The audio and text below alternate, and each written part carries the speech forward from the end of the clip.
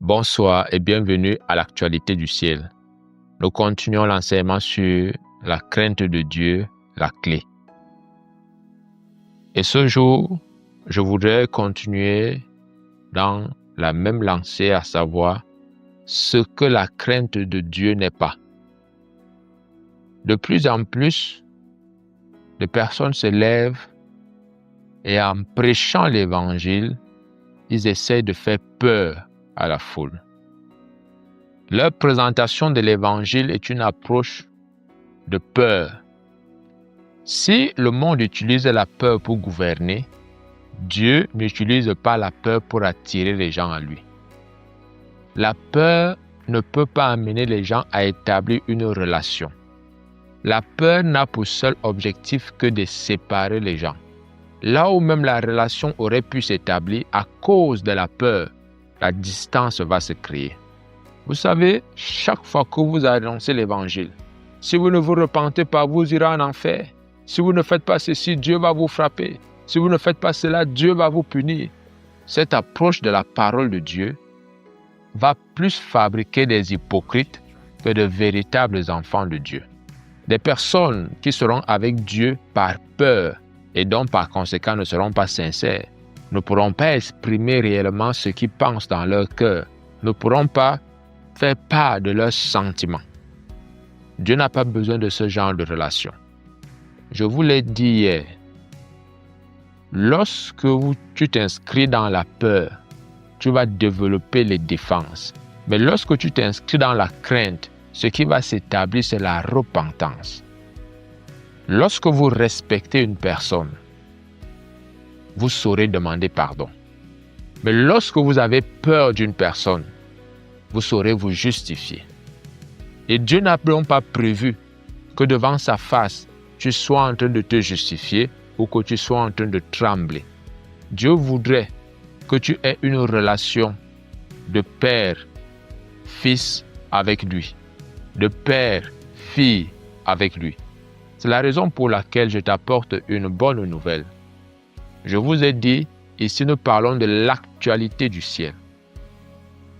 Sur terre, lorsque vous mettez des chaînes d'information, en boucle ne passent que des mauvaises nouvelles. En boucle ne passent que des nouvelles qui font peur. On vous parle des changements climatiques. Il y a la guerre en Ukraine, il y a la guerre au Congo, il y a la famine à tel endroit, il y a l'homosexualité à tel endroit. Mais je vais t'apporter une bonne nouvelle aujourd'hui. Dieu, présentement, n'a pas envie de te frapper, ne veut pas te frapper. Dieu t'apporte une bonne nouvelle. Il y a plusieurs hypocrites qui sont dans des chapelles et qui ne comprennent pas qu'ils ne sont pas en relation avec Dieu. Pour eux, ce qui compte, c'est que, pasteur, toi prie pour nous. On va donner la dîme, on va écrire des messes. Et nous avons quand même l'illusion que comme nous avons pu donner de l'argent au pasteur, quoi qu'il advienne, nous sommes en relation avec Dieu. Ce n'est pas ce que Dieu a prévu. Dieu veut avoir une relation avec toi. Et il ne peut pas avoir de relation avec toi si tu as peur de lui. C'est la raison pour laquelle aujourd'hui, tout ce que je suis en train de t'enseigner, c'est pour détruire cet esprit de peur qui a été sémé en toi. Tu es peut-être serviteur de Dieu. Tu es dans une église où aujourd'hui on te dit tu es sauvé par la grâce. Demain on te dit que tu vas aller en enfer. Dans cette façon, tu ne sais même plus sur quel pied danser. Mais je t'apporte une bonne nouvelle aujourd'hui pour que tu sois serein. C'est pour ça que j'ai intitulé cet enseignement « La crainte de Dieu, la clé ». Parce que lorsque tu vas comprendre ce qu'est la crainte de Dieu, tu auras la clé passe-partout. Tu auras la clé qui va t'ouvrir le repos, qui va te donner accès au trésor céleste, au trésor divin. Tu auras accès à la terre promise. Vous savez, la grâce te sort de l'Égypte. Mais la grâce de Dieu ne te met pas dans la terre promise. Si tu veux entrer dans la terre promise, tu dois craindre Dieu, pas avoir peur de Dieu. Et chaque fois qu'il y a des serviteurs qui vont verser dans le légalisme pour vous faire peur, en portant un message de peur, leur seul objectif, ou ce qu'ils vont fabriquer par la suite, ça sera des hypocrites. Des personnes qui viendront à Dieu parce qu'ils ont peur, mais pas parce qu'ils ont reconnu leur misère. Pas parce qu'ils ont reconnu la grandeur de Dieu, mais simplement parce qu'ils ont peur. Et dans cette approche, vous courez le risque de ne pas être en relation avec Dieu. Vous courez le risque de ne pas être en relation avec Dieu. Il est vrai que Dieu supporte, Dieu pardonne, Dieu conseille, Dieu reprend. Mais la même parole déclare que Dieu châtie celui qu'il aime. Châtier celui qu'on aime, cela veut dire qu'on est en relation avec la personne. Si tu n'es pas en relation avec Dieu, Dieu ne peut même pas te châtier. Toi-même, tu seras en train de t'auto-détruire. Mais si tu veux entrer en relation avec Dieu, je vais t'inviter à ne pas avoir peur de Dieu. Exode 20, du verset 18 au verset 19, il est écrit: Tout le peuple entendait les coups de tonnerre et le son de la trompette. Il voyait les flammes de la montagne fumante. À ce spectacle, le peuple tremblait et se tenait dans l'éloignement. Il dit à Moïse: Parle-nous toi-même, et nous t'écouterons, mais que Dieu ne nous parle point, de peur que nous ne mourions. Pourquoi est-ce que Dieu va vous terroriser? Vous savez, vous qui êtes serviteurs de Dieu et servantes de Dieu, et qui terrorisez le peuple, pensant que si vous menacez le peuple en disant au peuple qu'il ira en enfer, il va mourir, ils auront des hémorroïdes, ainsi de suite, ils finiront par se tourner vers Dieu. Aujourd'hui, ce que Dieu me révèle sur la crainte, Dieu a fait peur au peuple de façon délibérée. De façon délibérée, Dieu a amené le peuple à avoir peur de lui. Je pense que tout ce qui est dans la Bible, c'est parce que Dieu veut nous enseigner quelque chose. De façon délibérée, Dieu a fait peur à ce peuple. De façon délibérée, Dieu leur a fait peur. Pour nous montrer, nous qui sommes au XXIe siècle, que la peur ne marche pas. Pour nous montrer que la peur n'est pas la voie véritable à laquelle Dieu nous appelle. Nous qui sommes serviteurs de Dieu, nous n'avons pas à faire peur au peuple. Nous n'avons pas à effrayer le peuple. Nous n'avons pas à effrayer les hommes et femmes qui nous écoutent. Bien-aimés, je vais vous dire une chose. Le salut n'est pas forcé. Vous savez, le jeune homme riche qui est venu vers Jésus, lorsque Jésus lui a dit « Vends tout ce que tu as, viens et suis-moi », la Bible déclare qu'il est parti étant triste. Jésus n'a pas couru après lui. Jésus ne lui a pas dit que comme tu parles là, tu vas aller en enfer. Pas du tout. Jésus l'a laissé partir. Bien-aimé, de la même manière qu'on ne force pas le salut, c'est de la même manière que je vais te dire, la crainte de Dieu ne se force pas. La crainte est permanente et éternelle. Mais la peur peut changer de camp. Vous avez souvent entendu cette expression, la peur a changé de camp. Ici, Dieu, par ces événements, c'est ce que Dieu me révèle, ce que Dieu m'enseigne. C'est que la peur ne marche pas. Et Dieu a testé la peur sur l'homme. Et ça n'a pas marché. Je parle du Dieu Tout-Puissant. La Bible déclare au verset 20, Moïse dit au peuple, ne vous effrayez pas, car c'est pour vous mettre à l'épreuve que Dieu est venu. Et c'est pour que vous ayez sa crainte devant les yeux, afin que vous ne péchiez point. Dieu a essayé de mettre le peuple à l'épreuve en lui faisant peur. En lui faisant peur. Le peuple a eu peur, mais le peuple n'a pas eu la crainte. Ça veut dire que chaque fois que vous allez essayer de terroriser le peuple pour qu'il arrive à la crainte, vous allez plutôt faire peur au peuple. Le peuple terrorisé va arriver à la peur et non à la crainte. Dieu l'a essayé, ça n'a pas marché. Et je vais vous dire, au XXIe siècle, si vous essayez, ça ne marchera pas.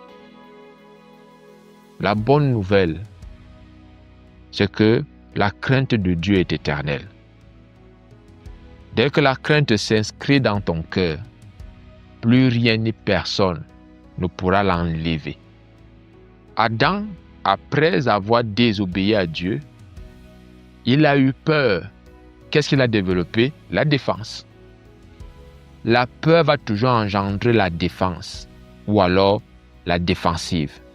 Et lorsque vous n'êtes pas dans la crainte, vous allez avoir tellement de justificatifs pour mener une vie légère, pour mener une vie qui n'est pas au standard de Dieu, pour mener une vie qui est au rabais.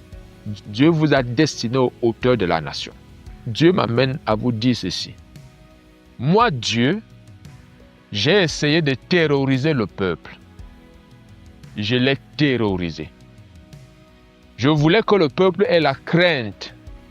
Le peuple n'a pas eu la crainte, mais le peuple a eu peur. Et vient toujours un moment où la peur change de camp. Vient toujours un moment où celui qui a peur aujourd'hui, demain peut ne plus avoir peur. Pas que la peur aura disparu, mais la peur sera transférée ailleurs. Notez bien ceci. Lorsque quelqu'un a peur d'une chose aujourd'hui, le jour où elle rencontre une autre chose qui fait plus peur, elle va enlever la peur qu'elle avait sur la première chose, elle va la transférer sur la deuxième, elle va affronter la première chose. C'est comme ça que ça marche. La peur change toujours de camp. Et Dieu n'a donc pas prévu qu'un homme vive essentiellement dans la peur. C'est la raison pour laquelle Dieu est venu pour vivre avec nous. Dieu est venu pour marcher avec nous. Dieu est venu pour être et demeurer avec nous. Les démons tremblent devant Dieu. Mais Dieu n'a pas prévu que toi tu trembles devant lui. Pourquoi Moïse ne tremblait pas? Pourquoi le peuple a tremblé? Et je voudrais vous amener à comprendre une chose. Chaque fois que vous terrorisez les gens, vous leur communiquez un esprit de peur et vous fabriquez les hypocrites. Il n'y a pas plus grand hypocrite que celui qui a peur. La peur du qu'en dira-t-on, la peur de si on me découvre dans cette situation. Toutes ces différentes peurs vont te rendre hypocrite. Et ce n'est pas ce que Dieu a prévu. Cessez d'être des menteurs. Vous avez peur de quoi? Pourquoi ne dites-vous pas la vérité? Arrêtez avec la légèreté. Vous avez peur de quoi? Dites la vérité. Honorez Dieu. Honorez Dieu. Ici, on se rend donc compte, le peuple est sorti d'Égypte. Ils ont dépouillé les Égyptiens. Tous sont riches. Ils ont traversé la mer Rouge. Arrivé à un niveau, Dieu est en train de leur donner des commandements, les 10 commandements, la loi. Et Dieu va faire un spectacle à dessein. C'est pour nous enseigner, nous qui sommes en ces temps-ci, que la peur ne marche pas. Chaque fois que nous voulons faire peur au peuple, nous fabriquons véritablement des poltrons et des hypocrites. Mais telle n'est pas la volonté de Dieu. Dieu veut être en relation avec nous. Voyez-vous, lorsque Adam et Ève, qui au départ n'avaient pas peur de Dieu, ils étaient en relation avec Dieu. Ils étaient en communion avec Dieu. Mais une fois que la peur s'est installée, la séparation s'est faite naturellement. Dès qu'il y a peur, la communion est rompue. Dès qu'il y a peur, la relation n'existe plus. On peut masquer et maquiller comme on veut, mais là où la peur règne, il n'y a pas de relation véritable. Là où la peur est installée, il n'y a pas de communion véritable. Et donc, lorsque Dieu, dans la Bible, nous enseigne ceci, il dit, moi Dieu, j'ai fait peur au peuple. Et je voulais que le peuple arrive à la crainte. Mais ce n'est pas le chemin pour arriver à la crainte. C'est la raison pour laquelle je vous ai dit, la crainte de Dieu est la clé. Et je vais vous montrer le chemin pour arriver à la crainte. Parce qu'il y a un chemin qui conduit à la crainte. Il y a un chemin qui conduit à la crainte.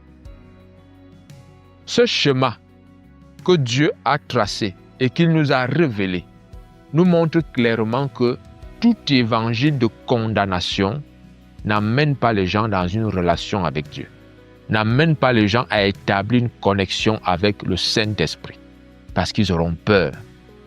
Et si jamais, par religiosité, ils font semblant, le jour où ils n'auront plus peur de la religion, mais ils vont vous démontrer que nous ne sommes pas avec vous. nous n'avons jamais cru à vos choses. Nous n'avons jamais cru à accepter vos choses. Ils vont vous le démontrer. Nombre 13. Notez ceci. Ils ont dit à Moïse que Dieu ne nous parle pas parce que nous ne voulons pas mourir. Ils ont été terrorisés. Donc, ils ne voulaient pas de relation avec Dieu. Et toute personne qui n'est pas en relation avec Dieu, c'est une personne qui va finir par affronter Dieu. Toute personne qui n'est pas en communion avec Dieu, c'est une personne qui va finir par défier Dieu. Cela vous semble bizarre, mais je vous assure, les hommes défient Dieu. Ceux qui ne sont pas en relation avec Dieu le défient. Ceux qui ne sont pas en communion avec le Saint-Esprit le défient. Le même peuple qui a eu peur de Dieu, ce même peuple, dans Nombre, au chapitre 14, va dire à Dieu, « Écoute, nous avions peur de toi hier, mais dorénavant, on a peur des hommes. Mieux on t'affronte, mais on a peur des hommes. » Ils ont eu tellement de défis dans leur parcours. Dieu a toujours répondu. Dieu leur avait promis un pays où coule le lait et le miel. Ils arrivent aux portes de Canaan et on envoie des espions. Et ils font 40 jours pour parcourir le pays, pour explorer le pays, pour voir combien le pays est beau, combien le pays est bon. Au terme de cette exploration, ils rentrent avec des preuves que le pays est merveilleux. Mais quand ils reviennent, écoutez le rapport que ces hommes vont faire.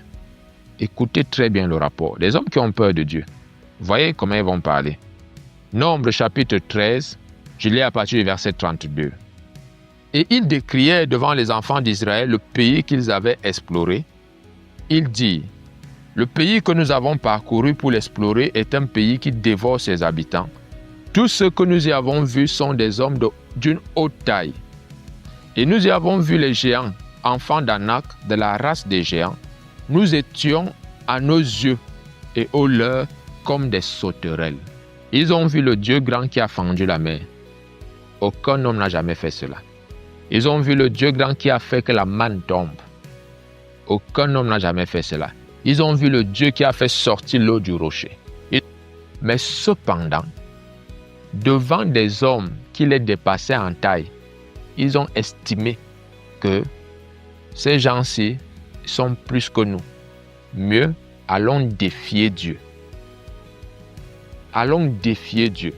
Et au chapitre 14, ils vont même décider de nommer un chef pour rentrer en Égypte, d'où Dieu les a sortis. Mais comme la grâce de Dieu est irrévocable, comme la grâce de Dieu, lorsqu'elle arrive dans votre vie, vous ne pouvez même pas l'enlever, même vous-même. Dieu ne permettra pas que vous rentriez en Égypte. S'il faut vous châtier, il va vous châtier, mais vous ne rentrerez pas.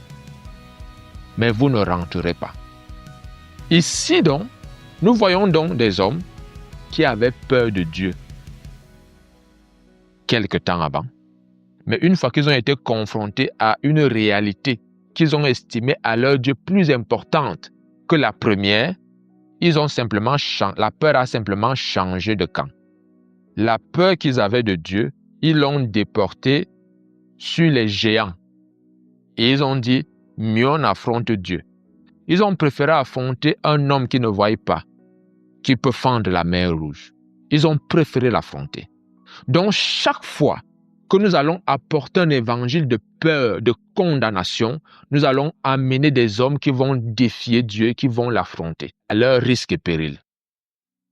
N'amenons pas le peuple de Dieu à défier Dieu, à affronter Dieu.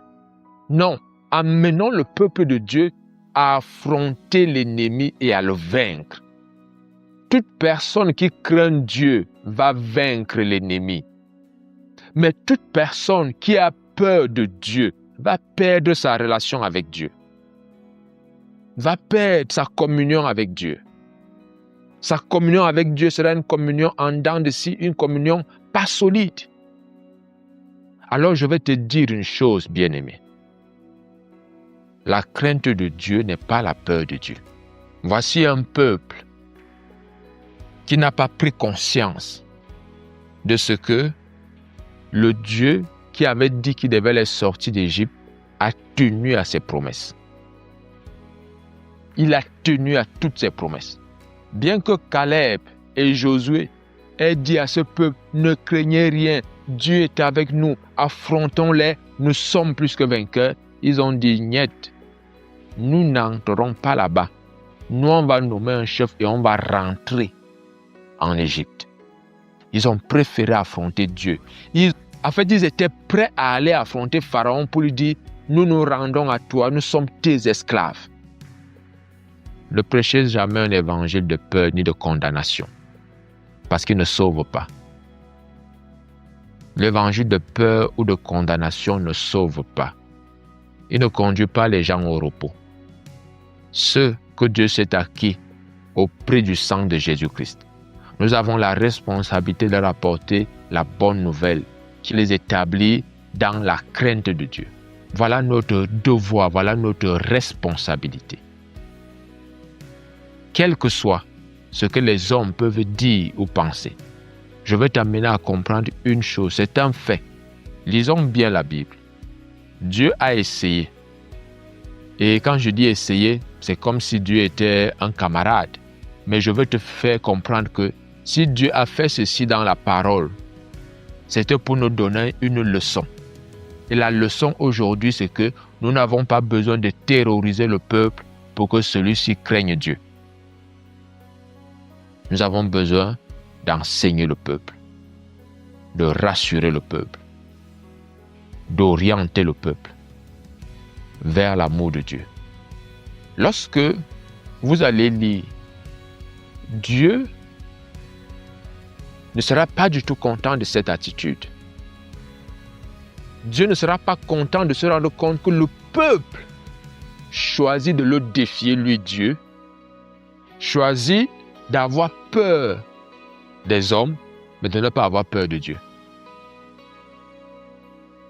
Il y a un proverbe camerounais qui dit, tu as peur du blanc et tu préfères affronter les militaires.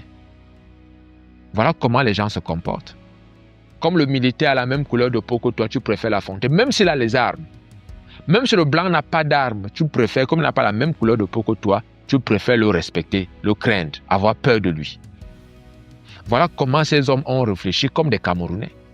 À savoir, nous avons peur des géants parce qu'ils ont un peu quelques centimètres de plus que nous. Mais nous allons affronter Dieu. Cependant, Dieu, on ne le voit pas. Dieu a fendu la mer Rouge. On va l'affronter. Ils ont décidé de lapider Moïse et Aaron pour rentrer en Égypte. Dieu va se fâcher. Ne cherchez jamais à faire en sorte que le peuple affronte Dieu. Parce que c'est justement à ce niveau donc que Dieu frappe. Et Dieu ne frappe pas pour que les gens aient peur de lui. Dieu frappe justement parce que les gens ont eu peur de lui. Or, la peur va t'amener à développer une défense. Et toute personne qui estime être bien armée se dit, je peux affronter n'importe qui. Je vais vous dire une chose. La peur n'est pas une arme. La peur n'est pas du tout une arme. Si oui, c'est une arme de Satan. Et c'est une arme qu'on peut vaincre. Et c'est une arme qu'on peut vaincre. Allez demander à Lazare. Allez dire à Lazare qu'on va te tuer quand on va tuer Jésus. Lazare a déjà connu la mort, il n'a plus peur. Il n'a plus peur.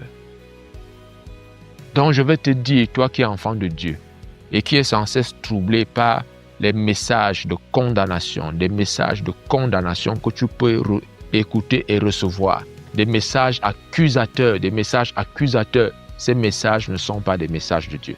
Je t'apporte la bonne nouvelle. Dieu ne veut pas que tu demeures dans la peur. Dieu a prévu que tu sois en communion avec lui. Et pour y arriver, il faut que tu le craignes. Mais pas que tu aies peur de lui. Je finis avec Jérémie chapitre 1, le verset 17. Et toi, saint terrain, lève-toi et dis-leur tout ce que je t'ordonnerai. Ne tremble pas en leur présence, de peur que je ne te fasse trembler devant eux. Dieu interdit à Jérémie de trembler devant les hommes, c'est-à-dire d'avoir peur. Dieu n'aime pas lorsqu'on a peur, parce que dès que la peur s'installe dans la vie d'un enfant de Dieu, il devient lâche. Dès que vous entrez, ou dès que vous êtes abreuvé à un message de condamnation, d'accusation, de peur, cela va vous installer dans la lâcheté. Cela va vous installer dans une vie de compromission. Rien ne compromet comme la peur. Rien ne compromet comme la peur. Rappelez-vous, les apôtres n'avaient jamais crié. Même le jour où ils ont été bastonnés, fouettés publiquement, ils n'ont pas crié, mais ils étaient contents. Mais vous savez quoi? Le jour où ils ont eu peur, parce qu'ils voyaient Jésus marcher sur l'eau, ils ont commencé à crier comme des fillettes. Donc je vais te dire, cesse de crier comme une fillette face aux réalités auxquelles tu peux faire face. Honore Dieu. Tout ce par quoi tu passes n'est pas la main de Satan. La vie est difficile pour tout le monde. Mais tu as en toi les armes pour pouvoir triompher. Et l'une de ces armes, c'est la foi. La Bible déclare que ce qui a triomphé du monde, c'est notre foi. C'est notre foi. Donc lorsque vous avez la foi, vous avez tout ce qui est nécessaire pour triompher de ce monde. La foi en Dieu, c'est l'assurance. C'est l'assurance. Donc je vais te dire, bien-aimé, je m'adresse particulièrement à vous qui êtes abreuvé à cet évangile de peur, ou alors qui êtes en train de diffuser toujours les messages de peur, de condamnation. Je te vois dans un trou, je te vois dans les liens, je te vois dans ceci. Vous ne faites que faire peur aux hommes. Vous les détournez de la foi en Dieu. Annoncez la bonne nouvelle. Chaque fois que vous apportez un message qui vise à faire peur aux hommes, vous détournez leur foi et leur attention de Dieu et vous la portez sur vous. Et chaque fois que vous le faites, vous vous établissez et vous vous érigez comme la solution. Or, vous n'êtes pas la solution. C'est Dieu qui est la solution. Dites aux hommes ce que Dieu a accompli. Et voyez comment ces hommes seront libérés par Dieu au travers de vous. Que Dieu bénisse son Église. Que Dieu rende encore son Église prospère et heureuse. Ici, Dieu dit à Jérémie, ne tremble pas. Dieu t'interdit de trembler. Je m'adresse à un enfant de Dieu qui aujourd'hui est en train de trembler devant un homme, qui est en train de trembler devant des situations. Tout ce qui te fait peur va te pousser à la compromission. Tu vas agir par instinct et non par connaissance. Tu vas agir par instinct juste parce que tu veux vivre. Je vais te dire, bien-aimé, n'aie pas peur de Dieu. Dieu, c'est ton Père. Et il te dit, viens à moi. C'est pour ça que Jésus a dit, vous tous qui êtes fatigués et chargés, venez à moi et je vous donnerai du repos. Si tu es fatigué de la peur, viens à Christ aujourd'hui. Si tu es fatigué de la condamnation, viens à Christ aujourd'hui. Si tu es fatigué même du péché, tu ne sais pas comment briser cette addiction, viens à Christ aujourd'hui. Je m'adresse à toi parce que Dieu t'appelle. Dieu t'invite véritablement à venir. Aujourd'hui, il y a une place dans la cour de Dieu. Viens à Christ. Viens à Dieu. Dieu t'appelle aujourd'hui. N'aie pas peur de venir à lui. N'aie pas peur des hommes qui vont t'abandonner. N'aie pas peur des hommes qui vont se moquer de toi. Quel que soit le lieu géographique où tu peux être en train de m'écouter, viens à Christ aujourd'hui. Tu es dans un pays en guerre.